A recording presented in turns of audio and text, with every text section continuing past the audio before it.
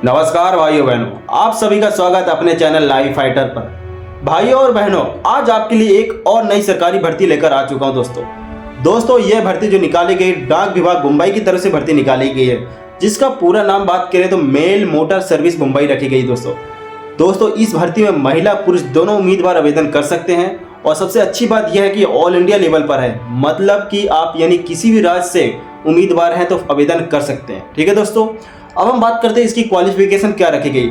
8वीं पास और ITI यदि आपके पास है तो आप फॉर्म अप्लाई कर सकते हैं। तो दोस्तों इसकी अंतिम तिथि की बात करें तो 31 मार्च 2026 रखी गई है, यानी 31 मार्च से पहले आपका आवेदन दिए गए पते पर पहुंच जाना चाहिए टाइम से। ठीक है दोस्तों, तो चलिए दोस्तों मैं अब आपको बताने वाला हूँ इस भर्ती की पूरी डिटेल, जैसे कि कौन कौन से पद निकाले गए हैं, टोटल कितनी पोस्ट निकाली गई है, आयु सीमा क्या रखी गई है, वेतन आपको कितना दिया जाएगा, क्वालिफिकेशन क्या रखी गई है, इसका ऑफिशियल फॉर्म कहाँ मिलेगा दोस्तों, साथ में आपका सिलेक्शन प्रोसेस कैसा है, इस भर्ती का सिलेक्शन प्रोसेस क्या होगा, आवेदन भेजने का पता क्या है, आवेदन के साथ साथ कौन से डॉक्यूमेंट भेजना है, अन्य शर्त और जरूरी निर्देश जो आपको पता होना जो बहुत जरूरी है दोस्तों। और सबसे महत्वपूर्ण चीज़ है कि फॉर्म फिलअप कैसे करना है, यानी आज की एक ही वीडियो में आपको सारे डाउट खत्म हो जाएंगे, आपको पूरा डिटेल ही पता चल जाएगा, साथ में आपको फॉर्म फिलअप करना ही बताऊंगा, स्टेप बाय स्टेप बताऊंगा, आसान भाषा में बताऊंगा दोस्तों, हिंदी भाषा में, जैसे आपको आसान से फॉर्म फिलअप कर सकते हो।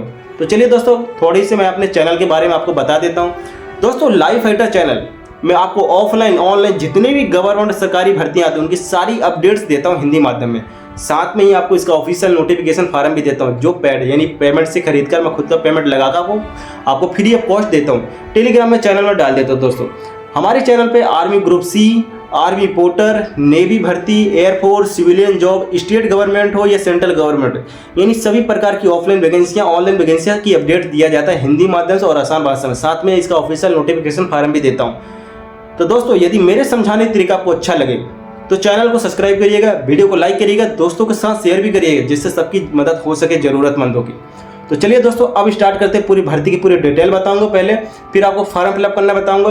तो यदि मेरे समझाने की तरीका अच्छा लगे तो चैनल को सब्सक्राइब कर लीजिएगा। तो दोस्तों भर्ती का नाम जो है डाक विभाग मुंबई तरफ से भर्ती निकाली गई, इसका जो विभाग का नाम है मेल मोटर सर्विस मुंबई। इस भर्ती में महिला पुरुष दोनों उम्मीदवार आवेदन कर सकते हैं, ऑल इंडिया लेवल पर भर्ती निकाली गई है दोस्तों।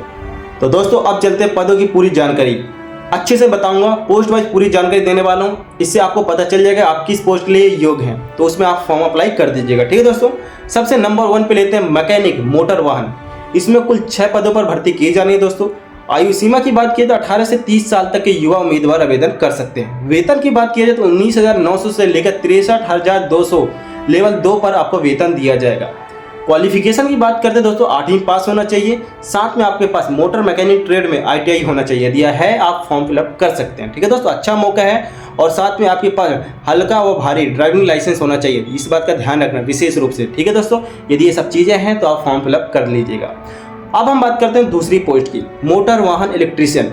इसमें कुल 1 पद निकाले गए दोस्तों। आयु सीमा की बात की तो 18 से 30 साल तक के युवा उम्मीदवार आवेदन कर सकता है। वेतन की बात की जाए 19,900 से लेकर 63,200 रुपये प्रति माह वेतन दिया जाएगा।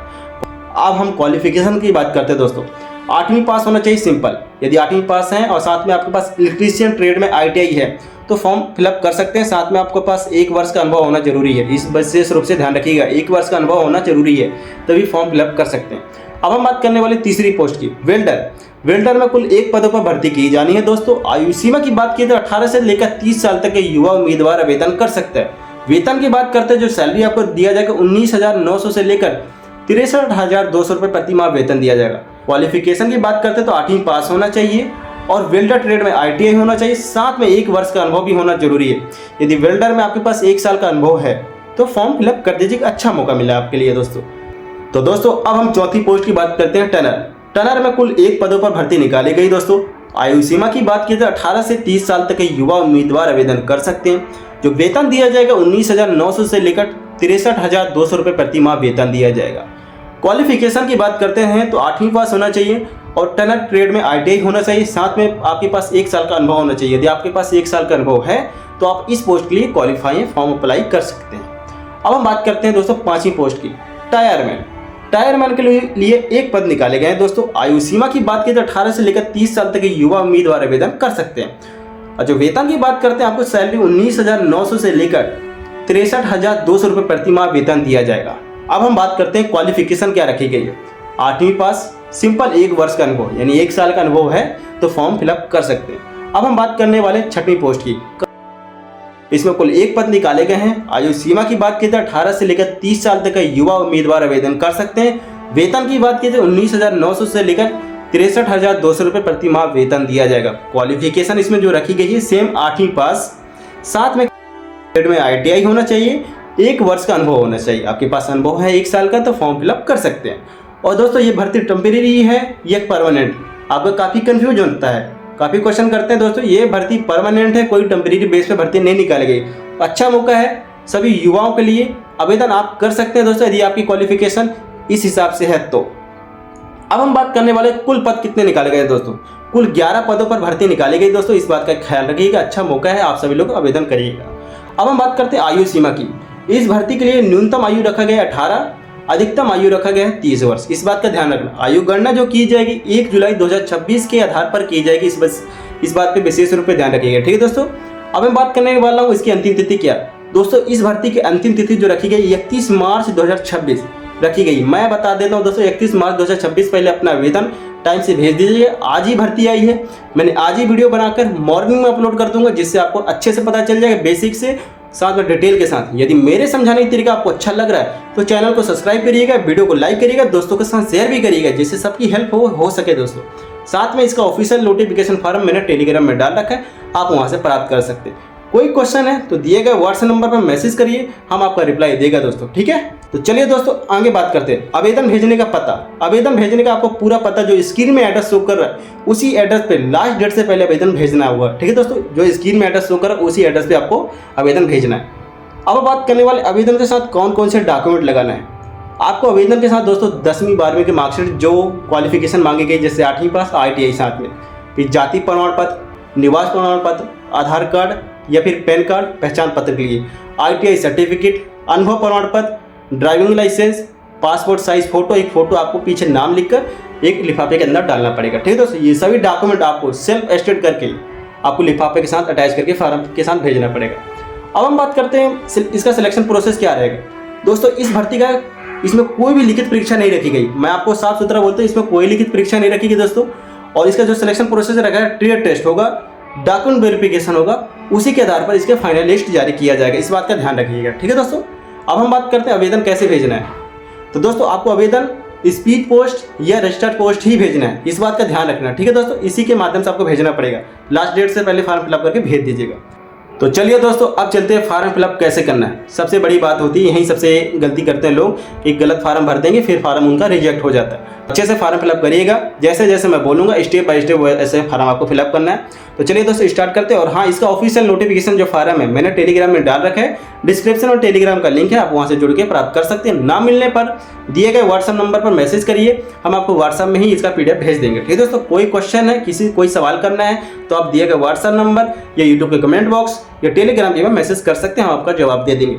यदि दोस्तों यहाँ तक यदि मेरे समझाने का तरीका आपको अच्छा लग रहा हो, समझ में आ रहा हो, तो चैनल को सब्सक्राइब करिएगा, वीडियो को लाइक करिएगा, दोस्तों के साथ शेयर भी करिएगा, और वीडियो कैसी लगे कमेंट में जरूर बताइएगा, आपका वेट करूंगा। चलिए दोस्तों स्टार्ट करते हैं, तब तक के लिए चैनल को सब्सक्राइब कर लीजिए।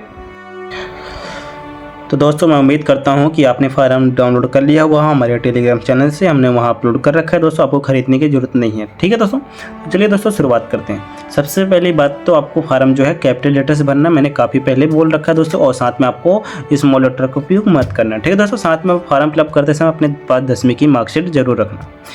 सबसे पहले बात जो फार्म है स्पीड पोस्ट ही भेजना, आपको इस बात का ध्यान रखना, ठीक है दोस्तों। एक पासपोर्ट साइज फोटो लगाना जो 3 महीने से पुरानी नहीं होना चाहिए, पीछे का जो बैकग्राउंड हो वाइट हो। वो फोटो चिपकाने के बाद गोंद से चिपकाना, सील स्टेप नहीं करना, इस बात का ध्यान रखिएगा, ठीक है दोस्तों। ये होने के बाद आपको ऊपर साइन करना है, साइन ऐसा करना है फोटो के ऊपर साइन होना चाहिए, आधी आपको फार्म के बाहर जाना चाहिए, तो आधा होना चाहिए, इस बात का ध्यान रखना। उम्मीद करता हूँ कि आप समझ रहे होंगे दोस्तों, ठीक है। ये हो जाने के बाद तो चलिए दोस्तों शुरुआत करते हैं। शुरुआत करने से पहले मैं आपको कुछ बताना चाहता हूँ दोस्तों इस पोस्ट के बारे में। जो कि मैं डिटेल के समय नहीं बता पाया था, भूल गया था, मैं स्क्रिप्ट नहीं लिख पाया था।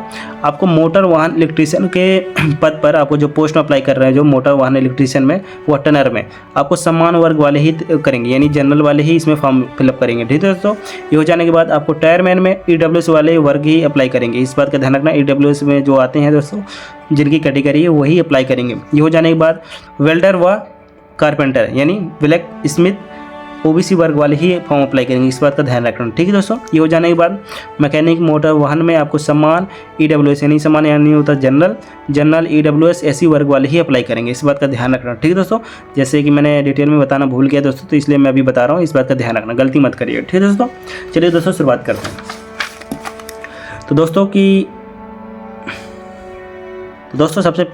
तो दोस्तों सबसे पहले आपको करना है कि अपना नाम, पापा का नाम जो 10वीं की मार्कशीट में वही ही लिखना। आधार कार्ड के बेस पे मत लिखना, जो आपकी मार्कशीट में नाम है उसी के आधार पे लिखना। ठीक है दोस्तों, उम्मीद कर रहा हूँ आप समझ रहे होंगे।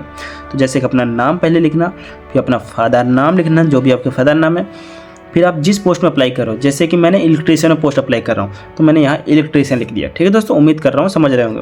ये हो जाने के बाद चौथे नंबर पे आपको आधार कार्ड के पीछे जो एड्रेस होता है उसको हम परमानेंट एड्रेस बोलते हैं। वो परमानेंट एड्रेस आपको कैसे लिखना है, पहले अपना विलेज लिखना है यानी गाँव का नाम, पोस्ट ऑफिस लिखना है, तहसील लिखना, आपकी तहसील क्या लगती है दोस्तों। ये हो जाने के बाद आप डिस्ट्रिक्ट लिखना है, डिस्ट्रिक्ट क्या लगता है, स्टेट लिखना है, स्टेट होने के बाद पिन कोड, 6 अंकों का पिन कोड आपके आधार कार्ड के पीछे मिलेगा, पिन कोड उसको डालना है। फिर आपको 5वें नंबर पे दोस्तों, ये 5वें नंबर एड्रेस इसलिए मांग रहा है जहाँ आपको चिट्ठी आती है, जहाँ आपका डाक होता है, जो जहाँ आपका डाक आता है दोस्तों, पोस्ट ऑफिस आती है, वो एड्रेस आपको लिखना है कोरस्पोंडेंस एड्रेस में। ठीक है दोस्तों, सेम विलेज लिखना है, पोस्ट ऑफिस लिखना है, तहसील लिखना है।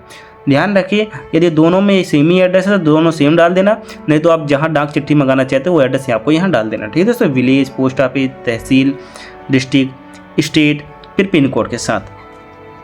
अब आते हैं 6वें नंबर 7वें नंबर। ये बहुत इंपॉर्टेंट है।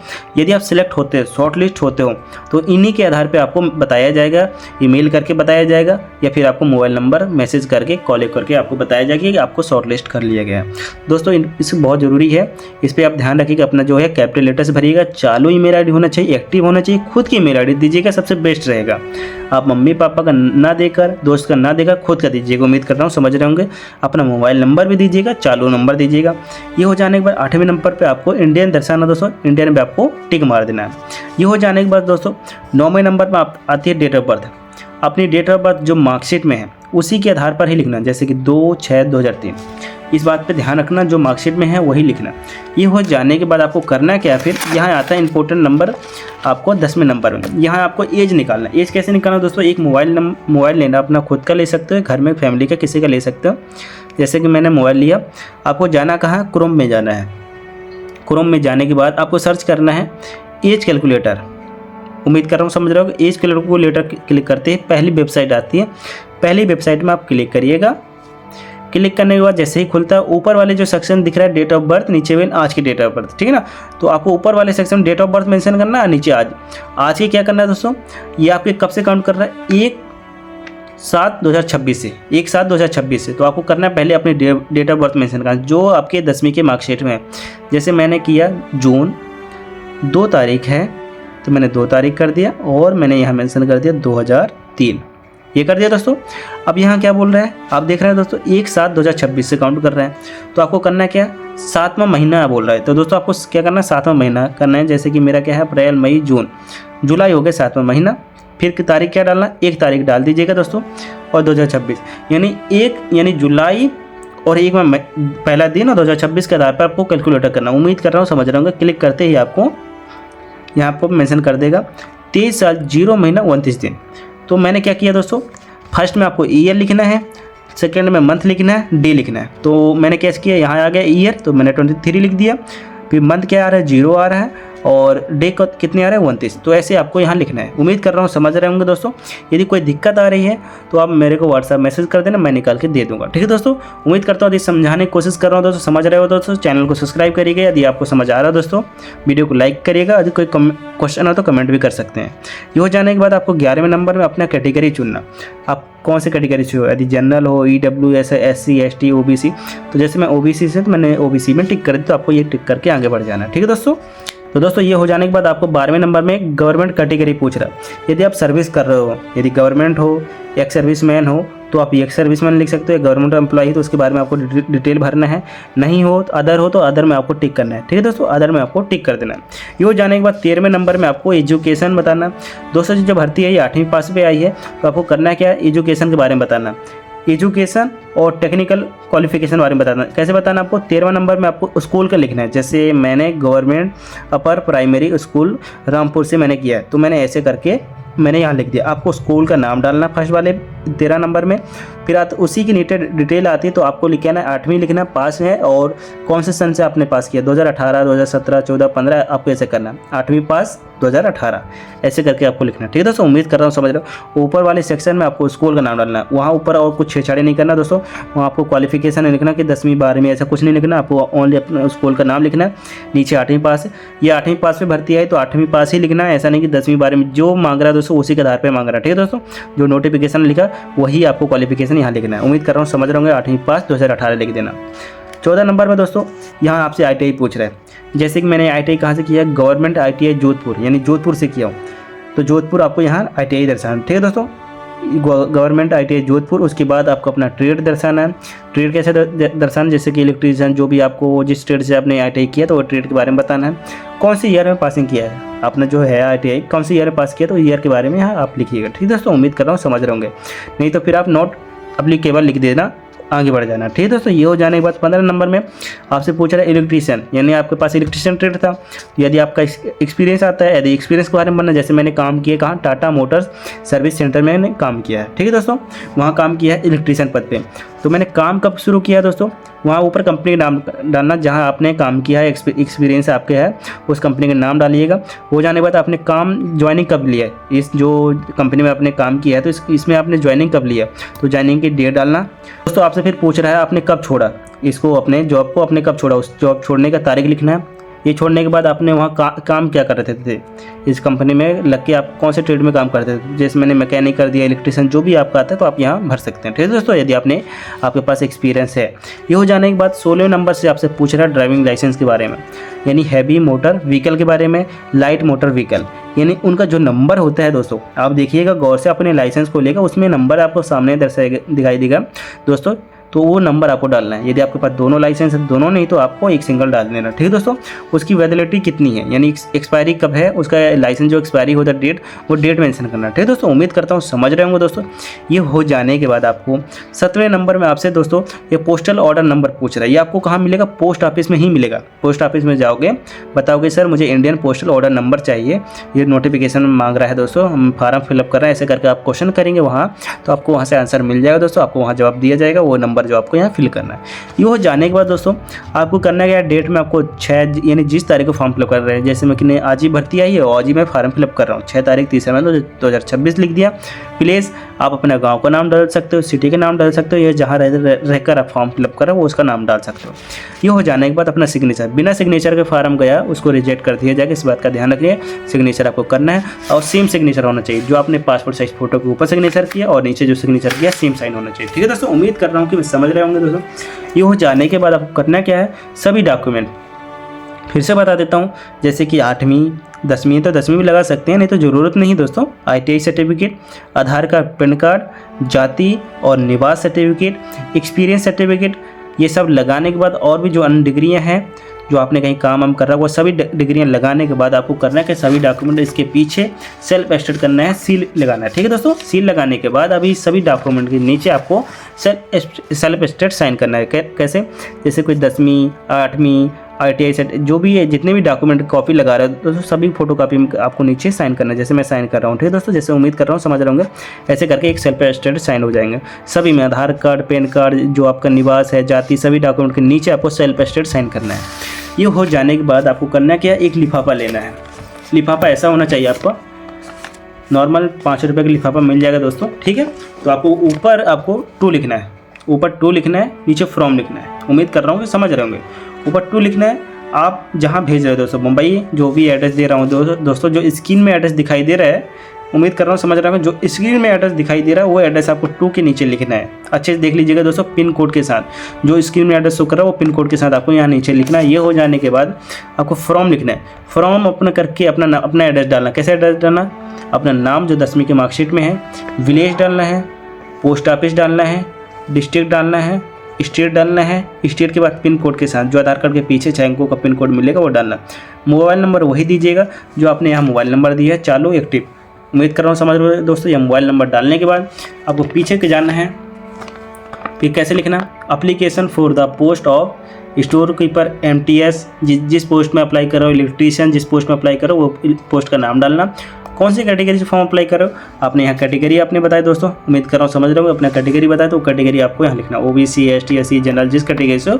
ये हो जाने के बाद ये लिखने के बाद अच्छे से देख लेना, एड्रेस दोबारा चेक कर लेना। सभी डॉक्यूमेंट को ये स्पीड पोस्ट ही भेजना है। मैं फिर से बता रहा था दोस्तों, स्पीड पोस्ट ही भेजना है ओनली, ठीक है। सभी डॉक्यूमेंट को एक अच्छे से अटैच करने के बाद आपको ऐसा फोल्ड करना है दोस्तों। उम्मीद कर रहा हूँ समझ रहे होंगे।